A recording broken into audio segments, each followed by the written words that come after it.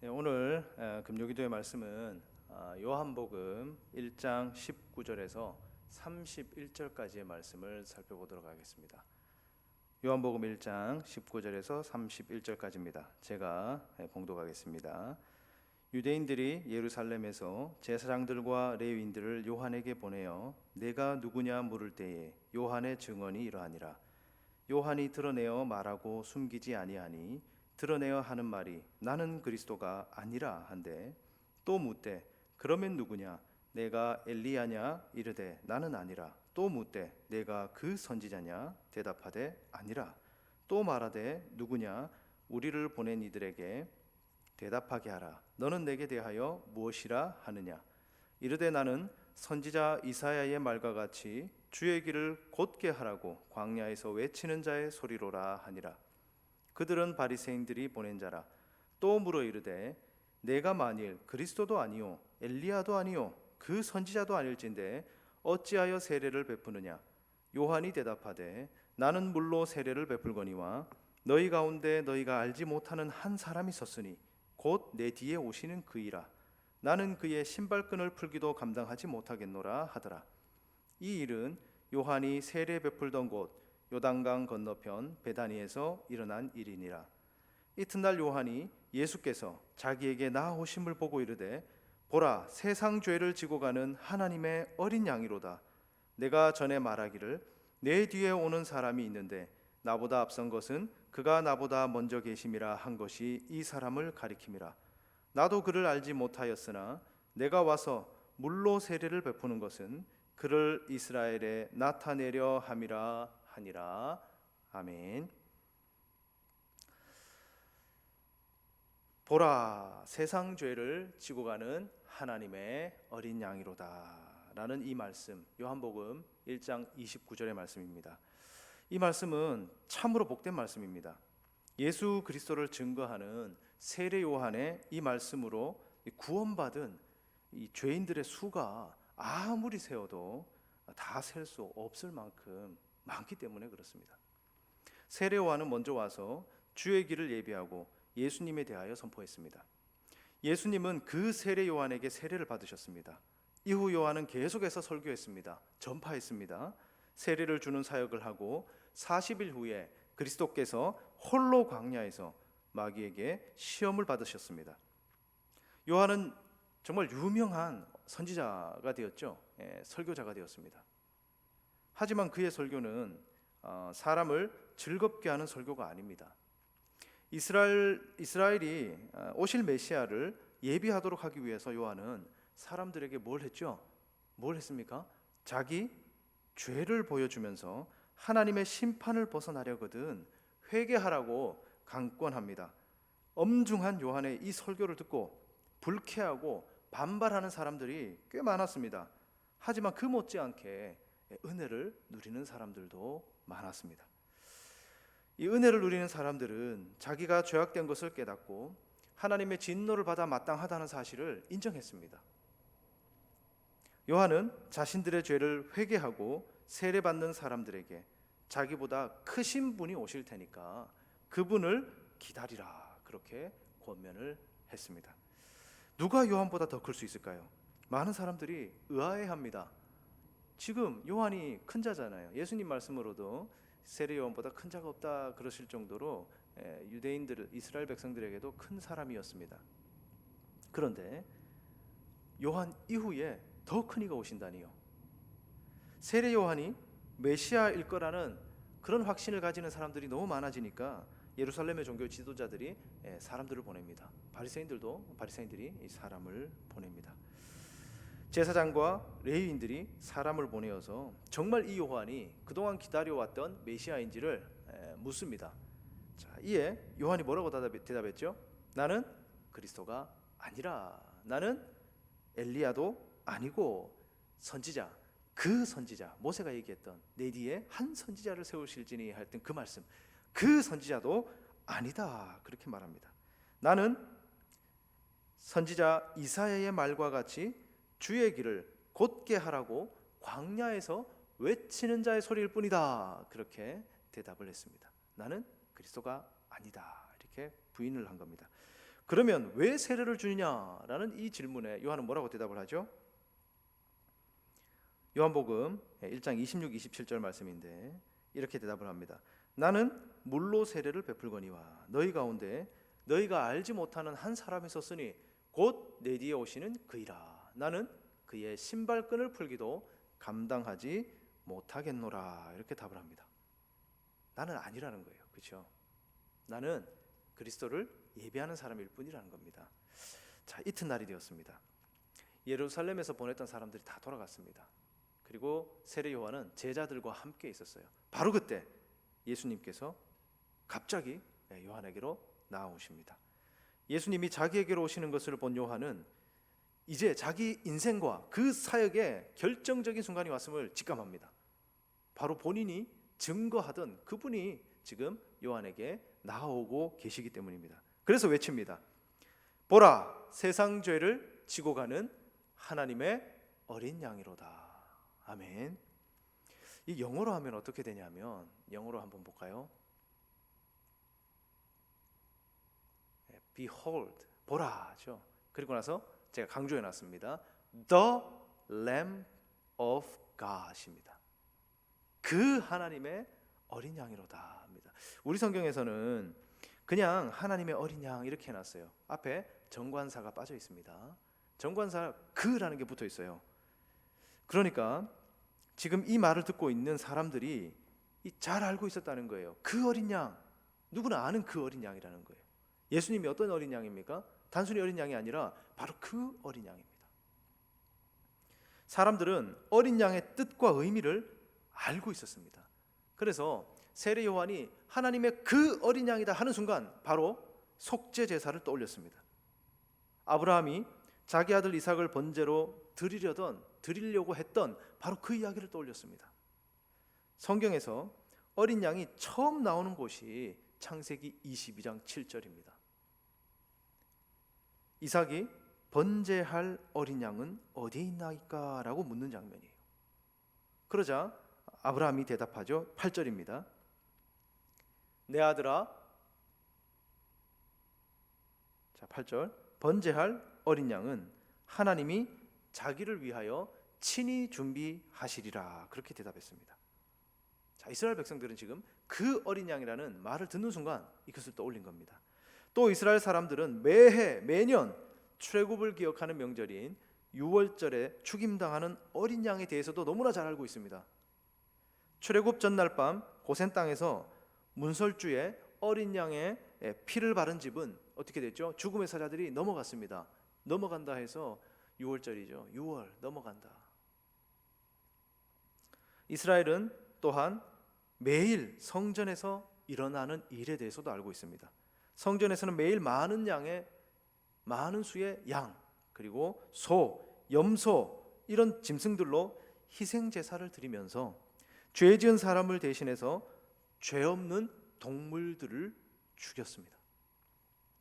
세례 요한은 자기 말을 듣고 있는 사람들이 이 희생 제사와 대속물에 대해서 잘 알고 있다는 것을 알고 이렇게 외친 겁니다. 보라, 하나님의 그 어린 양이로다. 아멘.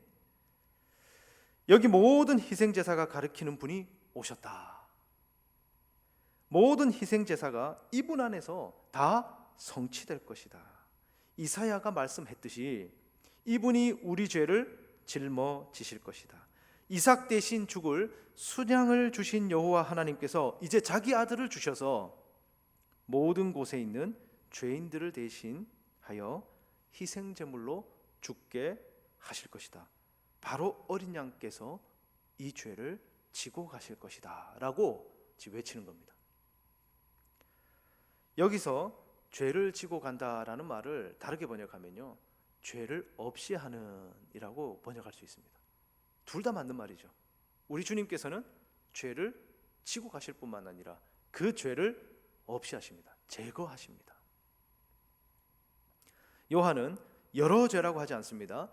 그냥 단수로 죄라고 합니다.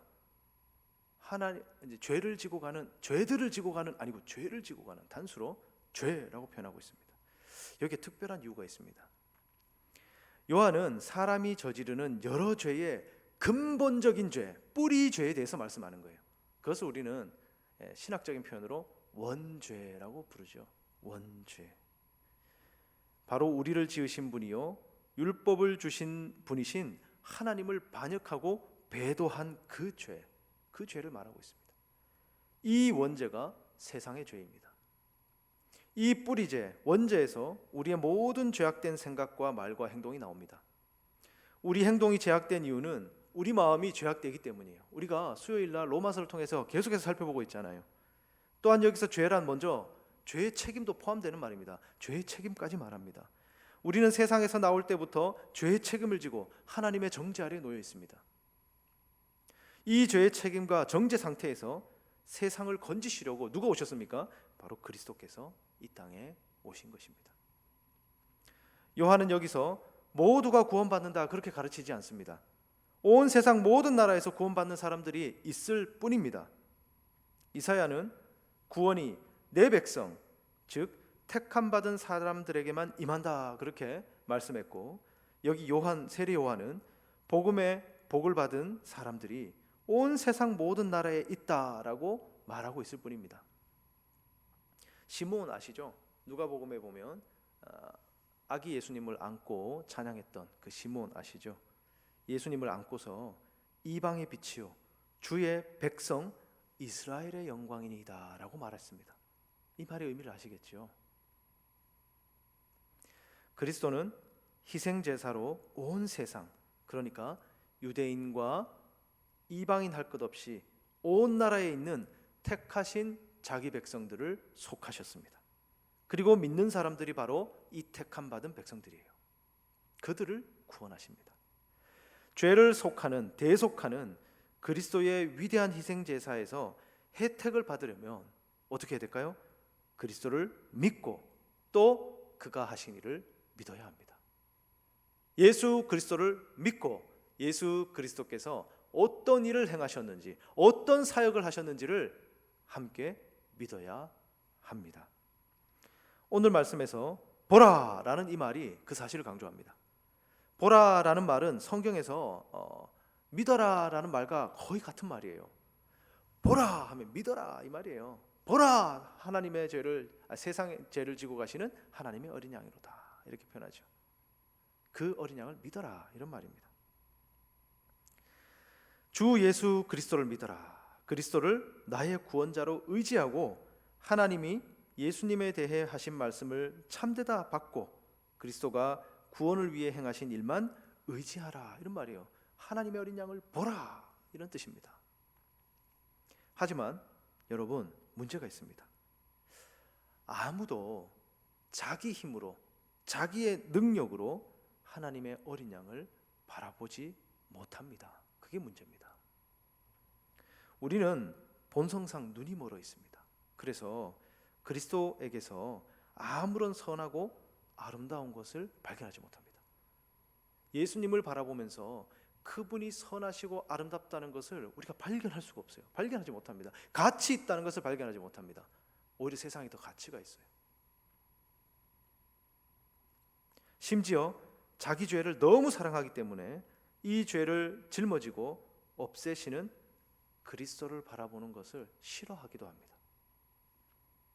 그래서 우리가 믿음으로 그리스도를 바라보려면 먼저 그리스도의 성령께서 우리 안에 역사하셔야 합니다. 그리스도께서는 우리 죄를 지고 가시기 전에 먼저 그 죄가 얼마나 악한지 우리에게 보여주십니다. 그리고 우리에게 이 죄를 기꺼이 버리려는 마음까지 주십니다. 여러분도 이러합니까? 여러분께서도 이러한 것을 가슴으로 느끼고 있습니까? 죄를 버리려 하고 내가 얼마나 죄악된 상태인지를 바로 보고 계십니까? 성령께서 여러분의 죄를 보게 하시고 죄 때문에 통회하게 해주셨습니까? 죄가 무거운 짐이 되었습니까? 요한이 보기에 죄는 사람이 지기에 너무 무겁습니다. 하지만 그리스도께서 직접 죄를 짊어지시고 영원토록 제거하십니다. 없애주십니다. 이것이 죄인에게 복된 소식입니다. 참으로 복된 소식입니다. 하지만 죄짓기를 좋아하는 죄인들에게 이 소식이 복된 소식으로 들릴까요? 이들에겐 죄가 짐이 아니라 즐거움이기 때문에 결코 그렇지 않습니다. 이 얼마나 어리석습니까? 하지만 너무도 많은 사람들이 마귀에게 눈이 가려진 채 이런 상태에 있습니다. 주 예수 그리스도 안에서 그 아름다움과 선하심을 발견하지 못하는 거예요. 자신의 죄를 보지 못하니까, 자신의 처한 처지를 모르니까 그렇게 되는 겁니다. 하지만 여러분 잘 아는 이 존 버년의 철로 역정에 나오는 그리스도인처럼 어깨에 무거운 죄의 짐을 지고 걷는 사람에게는 세상 죄를 지고 가는 어린 양이 기쁘고 복된 소식입니다. 이것보다 더 복된 소식이 있을 수 있겠습니까? 나를 짓누르는 이 짐 때문에 내가 망하게 되었다라고 철로 역정의 그 주인공이 부르짖습니다. 하지만 십자가를 바라보았을 때 어떻게 되었죠? 그 짐이 다 풀어졌어요. 십자가에 못 박히신 그리스도, 하나님의 어린 양을 보자 무거운 짐이 떨어져 나가더니 부활하신 그리스도가 놓였던 텅 빈 무덤으로 그 죄악들이 다, 죄의 짐들이 굴러 들어갔습니다. 사랑하는 여러분, 여러분도 이런 경험을 하셨습니까? 저는 죄의 짐을 잘 알고 있습니다. 무게도 느끼고 있습니다. 하지만 이 철로 역정의 주인공처럼 자유함을 누리지는 못하고 있습니다. 그렇게 말씀하십니까? 여전히 저는 죄의 짐 가운데 있습니다. 그렇게 생각하십니까? 왜 못하실까요? 그 사람처럼 처음 죄를 일깨우실 때 죄인은 좀처럼 우리 주님을 바라보지 못합니다. 우리가 처음 죄를 깨달았을 때 우리 예수님을 바로 바라보지를 못해요. 어린 양을 바라보는 대신에 나 자신을 바라보려고 합니다. 이게 우리들의 경향입니다. 자기 의를 자랑해서가 아니에요. 내가 잘났기 때문이 아닙니다. 나에게 구원자를 바라볼 자격이 없을까 봐 두렵기 때문에 자신을 바라보고 있습니다. 여러분도 이런 문제를 겪고 있습니까? 내가 아직 충분히 내 죄를 깨닫지 못했다고 생각하고 더욱더 겸손해져야 하며 더욱더 죄를 슬퍼해야 한다, 그렇게 생각하십니까? 죄의 무게를 더 느껴야 하는데 그러지 못하고 있을까 봐 두려워서 자기 자신을 바라보면서 무언가 하나님과 화평을 누릴 만한 것을 내 자신 안에서 찾고 있지는 않습니까? 하지만 하나님과의 화목은 그렇게 해서 얻을 수 없습니다. 결코 얻을 수 없습니다. 한 가지 물어보겠습니다. 영하의 날씨에 밖에서 추워 떠는 사람이 있다고 합시다. 어떻게 해야 따뜻해질까요? 얼음과 눈을 바라보면서 체온을 올릴 수 있습니까?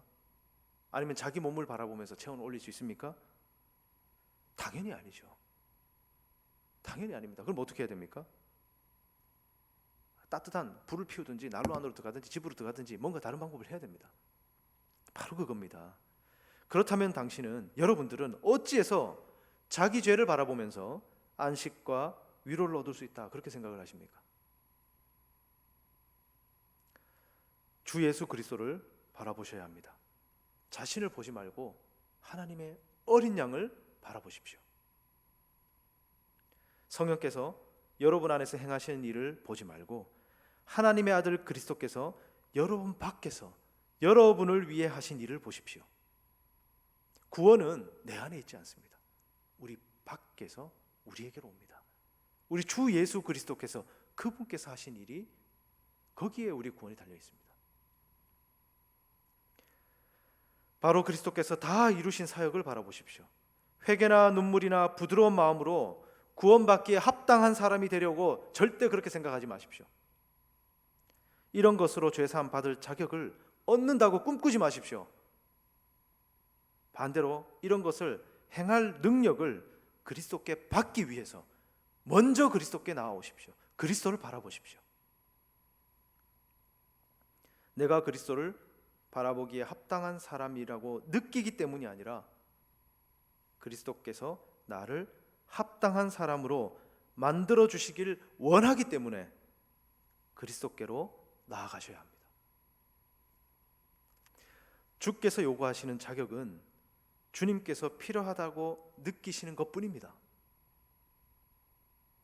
주님이 필요합니다. 그거밖에 없습니다.